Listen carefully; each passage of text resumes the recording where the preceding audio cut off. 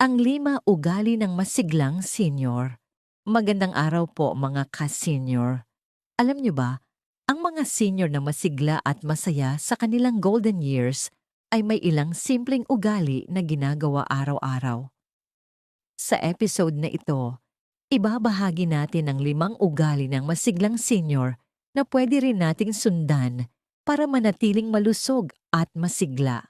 Una, regular na paggalaw at ehersisyo. Kahit simpleng paglakad sa bahay o paligid, stretching o light exercises araw-araw ay malaking tulong sa katawan. Ang regular na movement ay nagpapabuti sa daloy ng dugo, kalusugan ng puso, at flexibility ng joints. Hindi kailangan mabigat ang exercise. Ang mahalaga ay tuloy-tuloy. Ikalawa, masustansyang pagkain. Ang mga masiglang senior ay kumakain ng prutas, gulay, isda, mani at whole grains. Ang tamang nutrisyon ay tumutulong sa utak, puso at buto.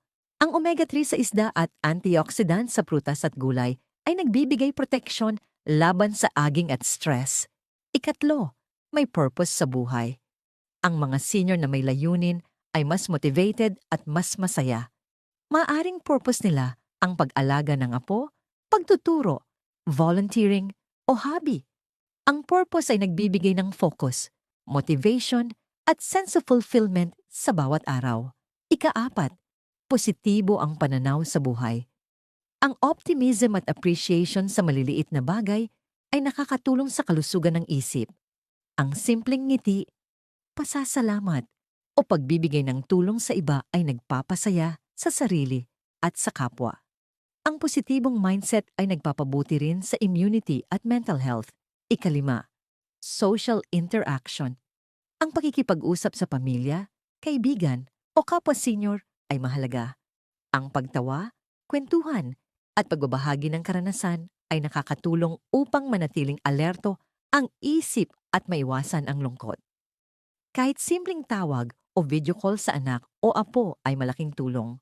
Mga ka-senior, tandaan, regular na paggalaw, tamang pagkain, purpose sa buhay, positibong pananaw, at social interaction ay ilan lamang sa mga sikreto ng masiglang senior.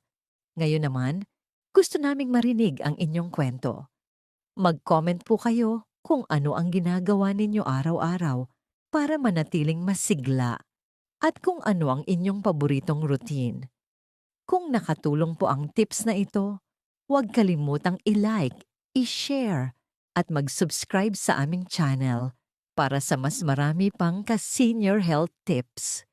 Hanggang sa muli, ka-senior, ingat po kayo lagi at God bless.